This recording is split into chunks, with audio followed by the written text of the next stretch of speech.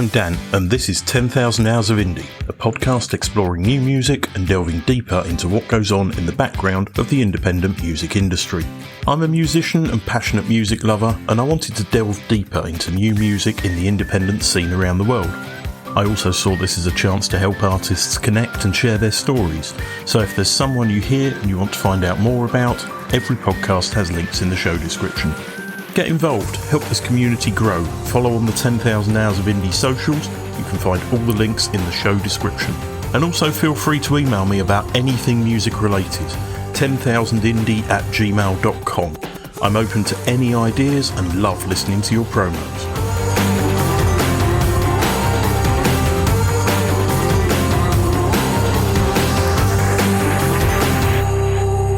DOSS are a Scottish band playing electronic post-punk. Sorley Mackay started the project during COVID as an outlet for his angry, honest lyrics and has since been joined by Chilton Fawcett on drums and tour as a four-piece.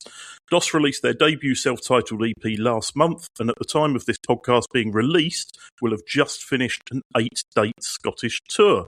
So I'm chatting with Sorley and Chilton from the band. Welcome to the podcast. Hello.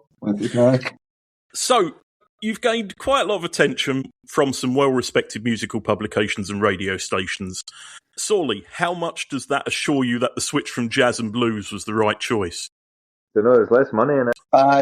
We're going to exploit what's popular until we're big enough and then go back to jazz and blues, you know? So as long as like punk is, that kind of popular, but like, let's just fake it till we make it and then we'll go back to playing 12-bar blues, which we often do play at our gigs, to be honest with you. We're quite fond of like a Neil Young cover and like playing classic rock instead of this shouty piss, so. It's a little bit of time to chill, sip on your cocktail. Wait to success and then boom. In the intro, I called DOSS a band. Are you a duo, trio or four-piece? Because different places say different things. It's had many amalgamations. People kept leaving and then coming back and then they'd show up for one gig and then leave again. And then, so we were like, well, we're the only ones that have stayed the whole time, so we may as well just keep it. It's a four-piece fundamentally at the moment, but I think it's also we just need new photos. And we're like, we've not done press shots, so all the photos are just me and Chillie. So once we get a photo of all four of it, it's just the easiest way around it. But fundamentally live, it's a four-piece. But it's kind of me and Chillie are kind of running the band, so I suppose since it's a two-piece. We're like what they call the Glitter Twins or whatever, Morrissey and Ma. Chillie's definitely Morrissey. Did you record the EP as a four-piece then? Well, we had a few people come in and put parts on it, but like Mark, who plays in the band, he played keys on it. Harry, who's a great session player in Glasgow, he played sax. My missus did backing vocals, and then Ian, who produced it, was almost like the third member in a sense, because he kind of helped the songs that they were, but fundamentally it was just me and Chillie played all the main instruments and wrote all the songs. You're clearly very proud to be Scottish, and that very much comes through in the music. Do you feel that identity is a core part of the music you make? I would say it's just a core part of who we are anyway, and I would like to think that we try to express ourselves as honestly as we can, so it just kind of seeps through naturally. I would hate to think that it's contrived in any way or just marketing, but it just kind of I think it's kind of who we are, to be honest with you, isn't it? And I think it's probably just that thing as well as it comes through because it's getting better, but you seldom hear like quite a thick Scottish accent in contemporary music unless it's like trad and stuff like that, or Proclaimers, or you hear it in Biffy Clyro, I suppose, stuff like that. But quite a gruff Glaswegian accent is rare to hear on the radio and all this kind of thing, so it's probably just a bit jarring as well. I don't know. There's maybe a part of that in it. I don't know.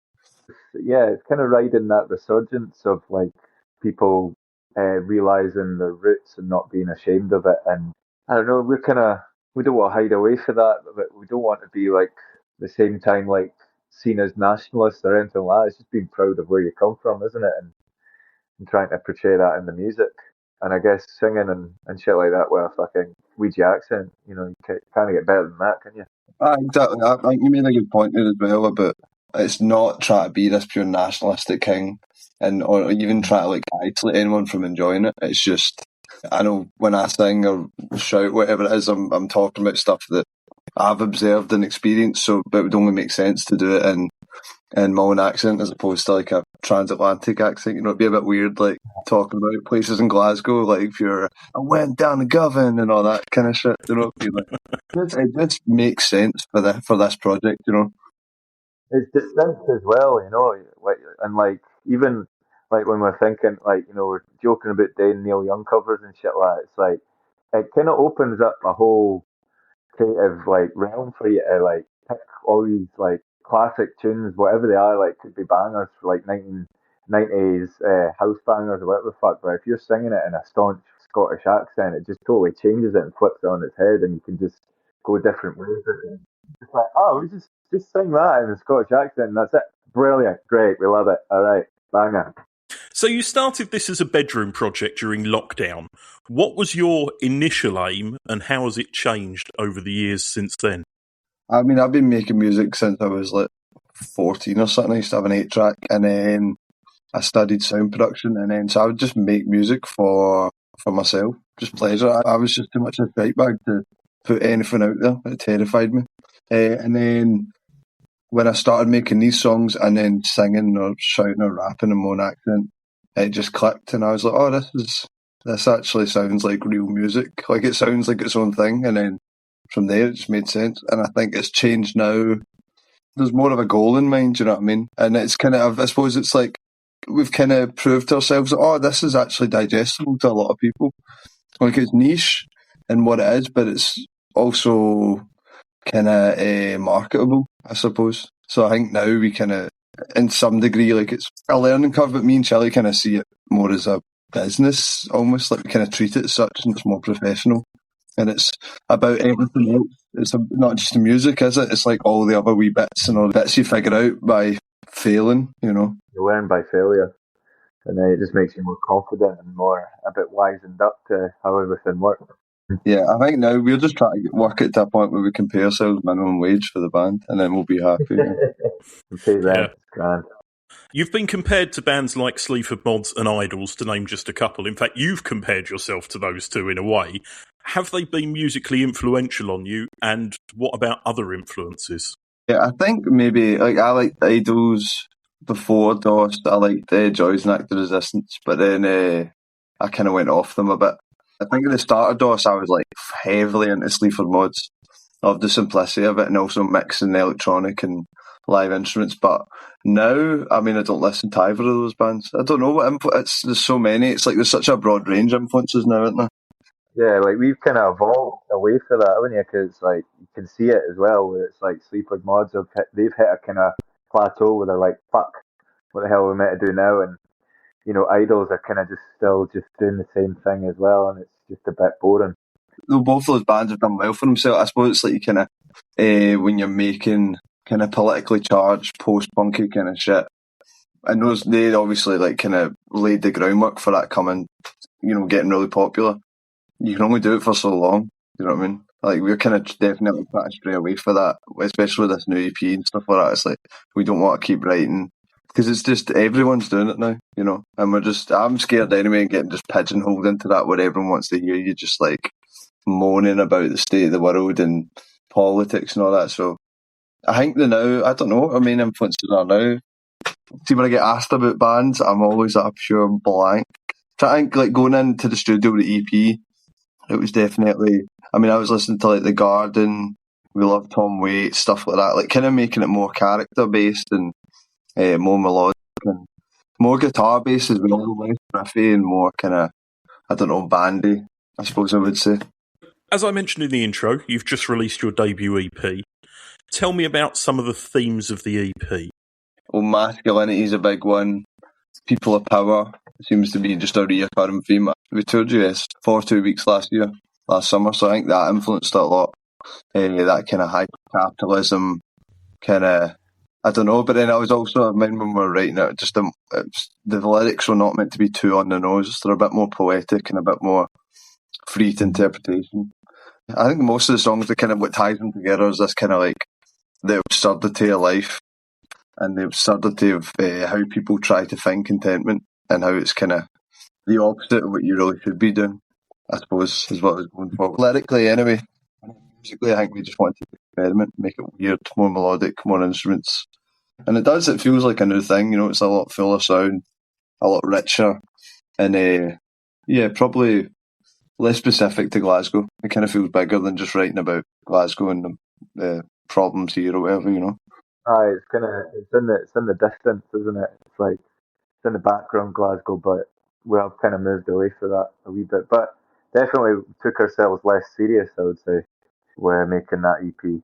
Things were a bit more there was like tongue in cheek and just having a laugh with it and experimenting, like Sorley says, I feel. Humour's always been a part of the music, but it was definitely just going like, well, why not?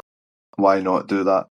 But more like instrumentally, I would say, like in that terms of like taking it less serious, just like plonking things in and like, aye, maybe get that pedal, or try this pedal. And It was when it was like it was kind of leaning into indulgence a wee bit. aye. So also dumbing it down a bit, lyrically dumbing it down. You didn't need to write a fucking gold. Yeah, I think it's the both 2 songs in EP mentioned getting pegged, I'm sure, so it's like you can see that. I read in your interview with the line of Best Fit that You Got Style was almost abandoned and you actually hated it at one stage. How did you take it from frustration to top tune? From writing really stupid lyrics. Like, it was taking itself too seriously. And again, trying to get away from the whole post-punk like thing that's been absolutely done to death now. I think I just wanted to write dumb lyrics. And then once they took it away and stopped making it serious, because I was going to write it like a mad Rage Against the Machine tune, like lyrics to it. And it just seemed so fucking lame. So indulgent, And then so it was like, oh, we'll just write some lyrics that are kind of funny. And then as soon as the lyrics were there, it was like, oh, this doesn't have to be a mad heavy riff like rock song. Do you know what I mean? It's like, oh, I mean, it is that, but it's like, this is actually hilarious. Like, there's an irony in it, I think. And I think, that's what kind of like. I think with that song after, it was like, oh wait, this is actually class because you don't need to take yourself too seriously. It's quite fun just being indulgent, and it's even like I always think that like when we play live, like doing guitar solos and all that, like it's hilarious because you're not doing it. And if you're Eddie Van Halen, like trying to wank yourself off, you're going like this. This is so stupid, you know what I mean? But it's funny, like doing drum solos and all that. It's like we're protecting ourselves from any criticism because we can just say it was a mistake. We didn't mean it. Did you have somebody in particular in mind with the person who has the style in the song, or is it just again a very loose sort of it was a name and it's not really based on anything? No, I was thinking of just like some mad macho American guy. Like that was what was in my head. Someone who wears like No Fear t-shirts and all that and fucking drives like a monster truck or something. Like big ass truck, you know what I mean? That's what I was picturing then. And he had style. Big Fella Funk, vocally, at least in the first part, reminds me very much of Arab Strap. Is that an influence on you, or? I like Arab Strap. I prefer the song "My Boy" with Arab Strap, but I do like Arab Strap. I was going for Frank Zappa. What's the song? The Slang. Yeah, the Slang. I mean, when we were tracking that, I did it in an American accent because I was like, this sounds stupid, and but I just had to keep going lower and more kind of intimate and right into the mic. So yeah, again, though, I feel that song that like kind of feels like the streets of New York or something a bit, or like Bad Lieutenant, kind of fucking Taxi Driver, kind of American Psycho. But then with a Glaswegian voice, it's quite funny. It's a bit of a weird contrast, But no, it was Frank Zappa who was trying to emulate if he was Scottish, I suppose. So what is your writing process? Are you lyrics first, or do you have a riff? How do you sort of construct a song? Lyrics last, always, I think. I struggle with lyrics a lot, again, because it's like you kind of pigeonhole yourself, so it becomes quite difficult to think of more stuff to write about. But I think with this EP, we've kind of broke out that, whereas I think we can just write whatever we want now. Like, we could write like a love tune or a ballad or anything, so... Aye, well, it's just like, as well, it kind of gets you out of that routine as well, or that frame of mind is like where folk around you, and Ian, who was like producing and doing the sound on the EP, you had people interjecting, and that was able to maybe take you out of that usual comfort zone of lyricism or whatever the fuck. We've kind of opened ourselves up to more shit like that, I would say. Yeah. Just like taking influence of outside help. Which is what you should be doing. I mean, it's what, observant and sucking in everything and pretty much stealing everybody's art. I know you've only just released the EP, but do you have more songs bubbling under at the moment as well? Aye, I think it's like album time, innit? Just writing. That's the goal. Album time. Give us some money and watch us go. You know? Yeah, we just need a massive advance and a chateau. Oh, hi. Moving on to your social media, you've very much got a no-holds-barred Instagram handle of DOSS.C_NT. Where did that come from? That's where the word DOSS comes from, at least. It means different things in different parts of Scotland, and people actually don't really say it that much in Glasgow. It's more an Edinburgh thing, but you just say you're a DOSS cunt. It just means, like, you're a stupid cunt, basically. But you could say anything like a DOSS. You have a DOSS house. You can be a DOSSer, obviously. I mean, I think that's like the whole of the UK say DOSSer. In Perthshire, in that kind of area, DOSS means like class. Like, yeah, that's pure DOSS, by the way. But there's another person called DOSS, an American DJ, massive in the gay community and all that. And I'm like, we keep getting booked for shows and then they keep cancelling last minute for wrong DOSS. I'm like, yeah, man.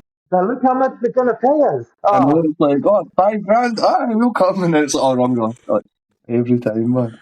Maybe you need to add a DJ set capability into what you do as well then. Possibly. Oh, that'll be coming. He's just called DOSS though, so I'm thinking we can actually just change the name to DOSS cunt, but I don't know if we get booked for anything after that. Might have to. It might end up. Might sue us for copyright or something. That'd be good. That's good PR though. If we get sued. It's good PR. That's all right. DOSS v DOSS. Who's going to win? Yeah, maybe you should share a stage, do an event together. I would love to. She's big time. Should we get that set up? That's actually not bad too. But I don't know why she's called DOSS. Cause what's it mean to an American? Do you know what I mean?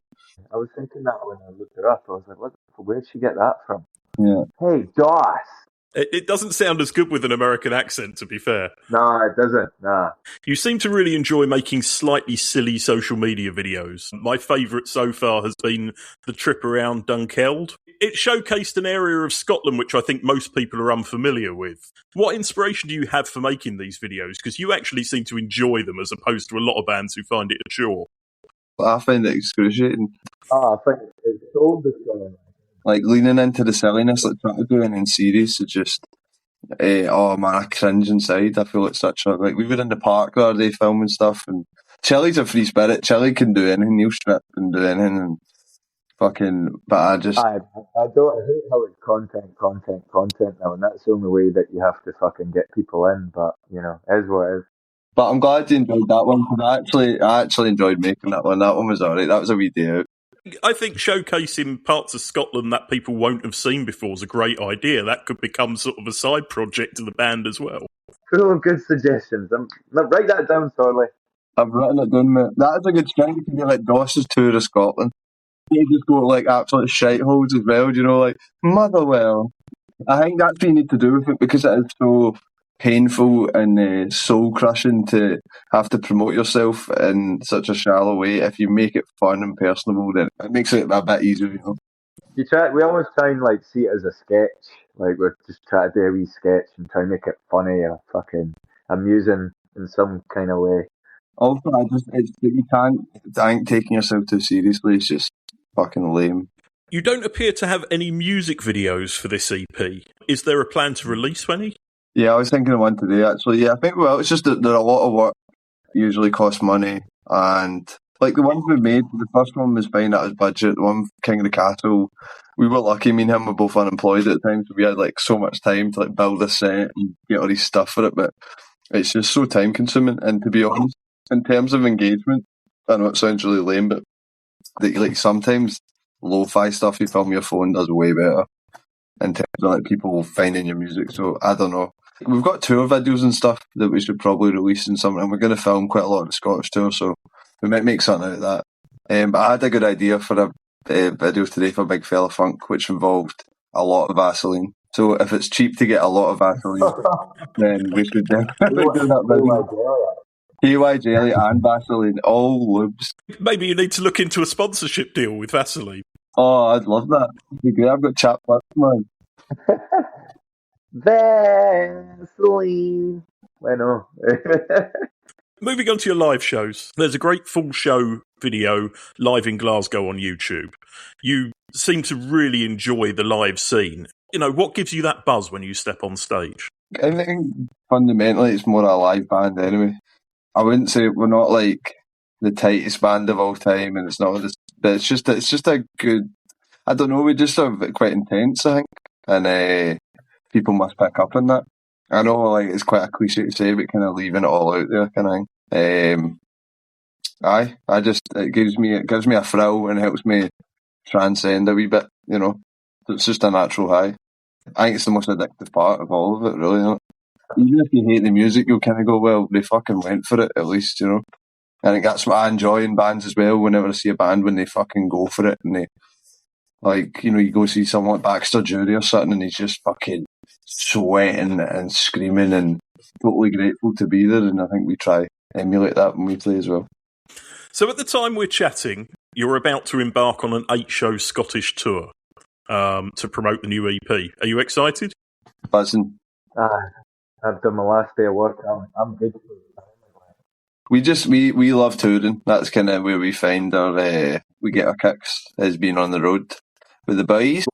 I'd love to just tour half a year, no bother. I'd be quite happy touring half a year. I could just never come home again, But I'm equally excited to do it in Scotland. Like, we're going up the Hebrides and stuff like that, which are places I've never been, which are meant to be breathtaking. So, it's just meeting the people, all the fun stuff. To be honest as well, when you're doing these things DIY, you usually come back with a wee bit of dough. So it's good for the band as well. So after that, you move into festival season. You're playing 2,000 Trees and you've got 4 shows in France. How do you find a French audience react to your music? Fucking love us and we love them. Yeah. They are the old alliance, and it's just, they just get it, even though they didn't understand what Sorley's saying. It's like, they countless times have gone up to like Sorley or myself or whoever after the shows and like say, I don't know what you're saying, whatever, but I understand it. It's feeding through the music and the energy, and it's just, when you hear stuff like that, you're just like, fucking hell, all right.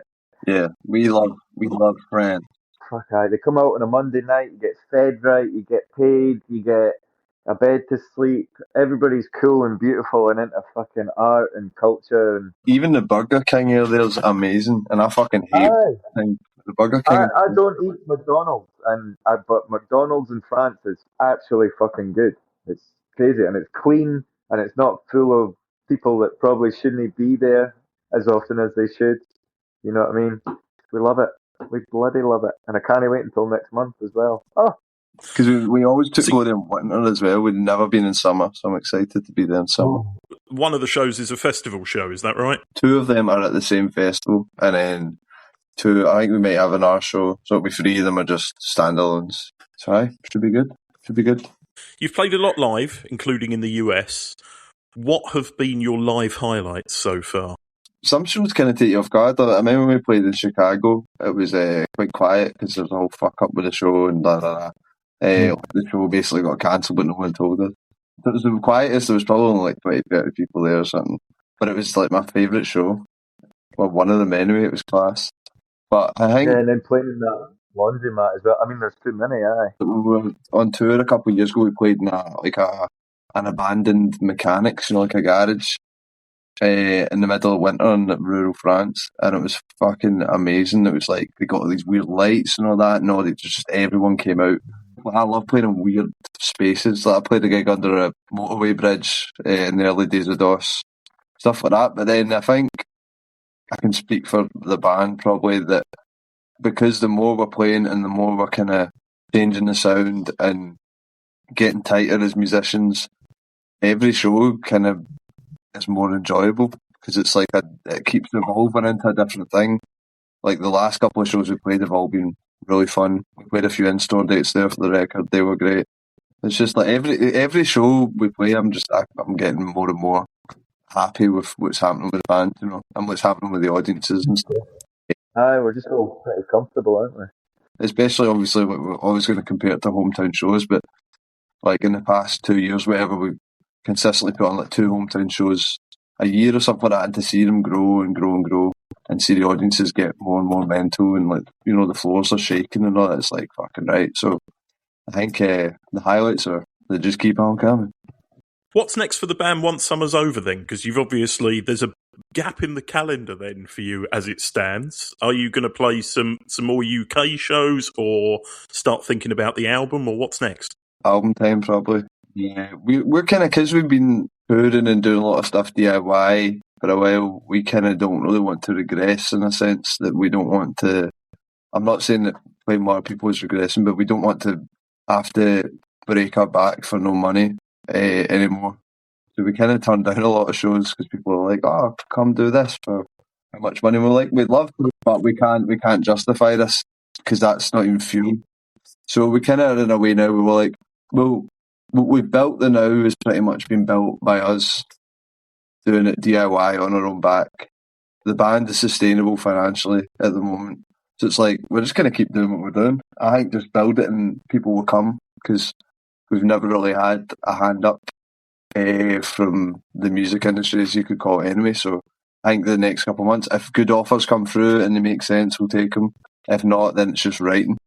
Just going to write the album, and then I'm sure with the album, I think after that we'll probably do a big massive show next year, and then just keep doing it until people can't ignore it anymore. Do you know what I mean? We just want to be as busy as we can and devoted to just creating music instead of having to fucking do the old juggle of music and all of life's shitty issues like paying rent and having a proper job. You just have to go for it, don't you? You have to go full throttle. Suck it and see. Suck it and see, you know, even though if everything else kind of in your life fucks up, at least the music will be grand, and that's what counts, right? And that's the way Terence Van Zandt done it, and he worked out pretty well, didn't he? So the final question: what music are you listening to at the moment that listeners of the podcast may not be aware of and should take some time to check out? I would say right now, what did I listen to when I'm cycling about? Sepultura. I've been listening to a lot of metal recently, to be honest with you. I can't get enough of it. Metallica, a lot of Metallica. Mets. Oh, Acid Arab. We listened to Acid Arab. Minutemen. Amazing Snakehead. Fugazi. Pantera. David Bowie. Ian Dury. There's just too many. I'm just looking through my playlist. I've been going down Smashing Pumpkins routes as well. I've been down that route. Oh, you know who I found the other day who I thought was shit hot? This band called Mould. Are they from Bristol or Brighton or something like that? They're cool, man. They've got nice guitar tones. It's a lot of hip hop as well. Cheap Trick. The Melvins. New band. There's only one band that off the top of my head that I can think of, and that's it's an American band called the Twisted Teens. They're from New Orleans, and they just signed with Third Man Records. They're pretty fucking good. Got like a slide guitar in it. It's great. It's a wee bit punky, but not, again, like us, it's not actually punk. But yeah, that's all I can think of. Apart from that, a lot of 90s dancehall shit and reggaeton. That's a good selection to be starting with. For people wishing to find out more about DOSS, they're on Instagram, Facebook, YouTube and Bandcamp, and the latest self-titled EP is available on vinyl and CD via the Alcopop Records web store and can be streamed on Bandcamp and all the usual streaming platforms. Sorley and Chilton, thanks for joining me and good luck with the tour. Wonderful. Thank you, Daniel. Pleasure, my man. Hope Helsinki treats you well.